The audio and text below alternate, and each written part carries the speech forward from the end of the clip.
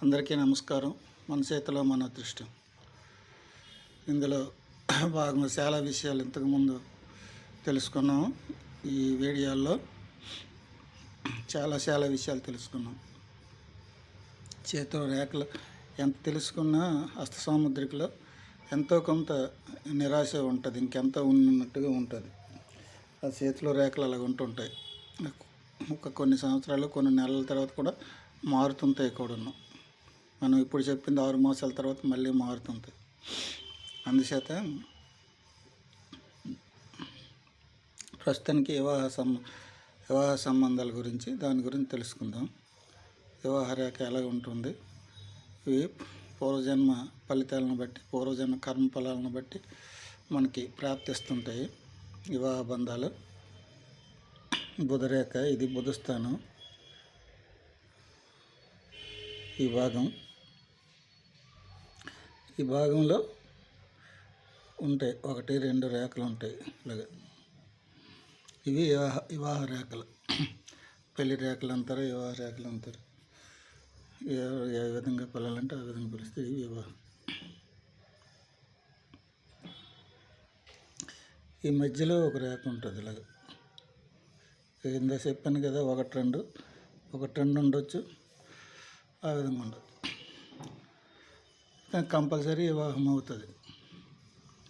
లేకపోతే కొంత టైం తీసుకుంటుంది, ఒక 30-35 ఆ విధంగా తీసుకుంటుంది. ఇదే రేఖ ఈ దగ్గరలో ఉందనుకోండి, హృదయ రేఖ దగ్గర చాలా తక్కువలో వివాహం అవుతుంది అన్నమాట. 30 లోపే అవుతుంది. ఏవో దగ్గర సంబంధాలు, మేనర్కలు ఇలాంటివి ఉంటాయి కదా, 30 లోపే అవుతుంటాయి. ఆ విధంగా ఉంటాయి. ఇది రేఖ ఈ దగ్గరలో ఉన్నదనుకోండి, చాలా దూరం వివాహం అవుతుంది. ఎన్నో సంబంధాలు చూడడం, అవి చెడిపోవడం, తప్పిపోవడం, ఏదో ఒకటి ఉంటుంటుంది కారణాలు. అలా తిరుగుతూ ఏదో ఒకరు ఎప్పుడుకో అవుతుంటుంది అన్నమాట వివాహం.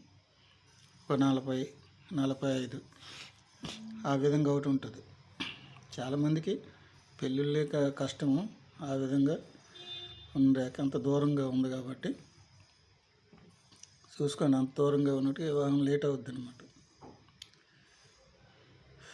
ఇదే రేఖ రకరకాలుగా ఉంటాయండి. వివాహ రేఖలు కూడా చేతిలో రేఖలు రకరకాలుగా ఉంటాయి. ఇంతకుముందే చెప్పాను. ఇదే రేఖ ఇలాగ తిరిగి ఉంటుంది.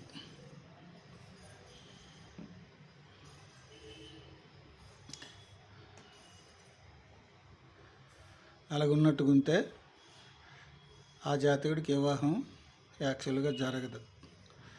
ఒకవేళ పొరపాటు జరిగిన ఎన్నాలో ఉండదన్నమాట. ఏదో ఒక విధంగా విడిపోతారు. కోర్టు కేసులో, గొడవలో, తగువలో, ఏదో ఏ కారణాల వలనైనా కంపల్సరీ విడిపోతారు. ఇదే రేఖ ఇంకా పెరిగిందనుకోండి, ఇంకే మరీ కష్టం అన్నమాట. అసలు వివాహమే జరగదు ఆ జాతకుడికి. అది ఆడదనుకుంటే ఆడదైతే, మగవాళ్ళకుంటే మగవాళ్ళకి, ఎవరికున్నా జరగదు. స్త్రీకేమో ఎడమ చేసి చూసుకోవాలి, పురుషులకు కుడి చేసి చూసుకోవాలి. ఆ రేఖ ఆ విధంగా ఉంటే ఎట్టి పరిధిలో వివాహం జరగదు. ఇందాక ట్రాక్ ఇక్కడ వరకు ఉండే ఆగిపోయింది అనుకోండి, వివాహం జరగవచ్చు. పదంతులు జరిగినా విడిపోతారు. ఇది అసలు వివాహమే జరగదు. ఇలాగ ఉన్నట్టు ఉంది. ఎంత తిరిగినా జరగదు. ఒకవేళ జరిగిన పీటల మీదైనా విడిపోతారు, లేచిపోయి వెళ్ళిపోతారు ఎవరికాలు. అలా కూడా ఉంటాయి. అదండి. ఇక వివాహం జరుగుతుందని ఒక 6 మాసాలు, సంవత్సరంలో కరెక్ట్గా చెప్పలేము. కొంచెం ఇలాగ ముందుకు వంగుతుంది, చిన్నది. జస్ట్ చూడండి, ఆ విధంగా ఉంటుంది. కొంచెం హృదయానికి దగ్గరగా వస్తుంది. ఇంక వివాహం ఈ జాతకుడు జరుగుతుంటుంది అని తెలుసుకోవచ్చు. ఈ భూతద్దం పెడితే కానీ కనిపించదు. పెన్న గీతలు కాబట్టి కనిపిస్తే కానీ భూతద్దం పెట్టి చూడాలి. ఆ రేఖ కొంచెం వంగుతుంది అన్నమాట. అటు కాదు, ఇటు వంగుతుంది. ఇటు సూచిస్తుంది, ఉదయ రేఖకి సూచిస్తుంది. ఇంక వివాహం జరుగుతుంది జాగ్రత్త అనేసి. వివాహం జరిగితే అంతే కదా. ఇంకా నేను అక్కడి నుంచి గొడవలు తగువులు అన్నీ రకరకాలు ఉంటాయి. అందుచేత వివాహం జరుగుతుందని తెలుసుకోవచ్చు. వివాహం అయిపోయిన తర్వాత ఆ కొంచెం వంపు పోద్ది, మళ్ళీ తిన్నగొచ్చేది, అలా తిన్నగొచ్చేది. అదండి వివాహ బంధ రేఖలు ఆ విధంగా ఉంటాయి. ఇక్కడ కూడా ఉండొచ్చు కొంతమందికి వివాహ బంధ రేఖలు, ఇక్కడ కూడా ఉంటాయి. దీన్ని మెయిన్ తీసుకోవాలి. దీనికంటే ఇదే ఇంపార్టెంట్, దీన్నే తీసుకోవాలి. 1, 2 ఉంటాయి, కొంతమందికి 3 ఉంటాయి. అలాగే 3 వివాహాలు కాదు, 2 వివాహాలు కాదు. ఎవరో ఒకరు ఒక వివాహం చేసుకుంటారు, ఇంకొకరు ఎవరో ఆధారపడి ఉంటారు అన్నమాట ఆ జాతకం మీద. ఏదో కష్టాలు సుఖాలను ఏదో ఏ కారణాల వల్లనైనా ఆధారపడి ఉండొచ్చు. అది ఇదే 2 రేఖలు కానీ 3 రేఖలు ఉంటే మన దేశంలో కాకుండా వేరే దేశాల్లో అయితే కంపల్సరీ పెళ్ళిళ్ళు జరుగుతాయి.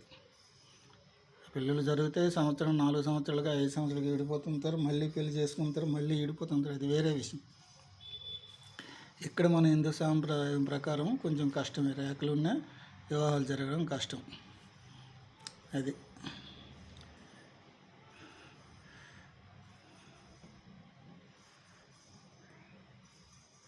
ఈ రేఖల్లో కూడా ఇంకా కొన్ని ఇలకు కూడా ఉంటుంది రేఖ. ఈ బుధస్థానంకి వచ్చి శుక్రస్థానం వరకు వెళ్ళిపోద్ది, అంతలోకి వెళ్తుంది. అది కూడా వివాహం కష్టమే. వివాహం కష్టం అవుతుంది కానీ విడిపోతారు, చాలా కష్టం. ఈ మధ్యలో ఎక్కడ గీతలు ఉన్నా ప్రమాదమే,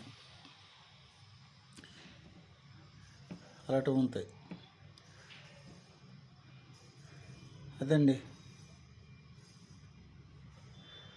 వివాహ రేఖల గురించి తెలుసుకున్నాం. ఇంకొక వీడియోలో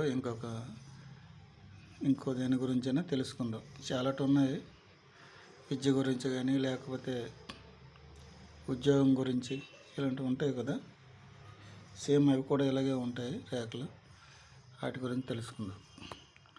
అందరికి నమస్కారం, ఉంటాను.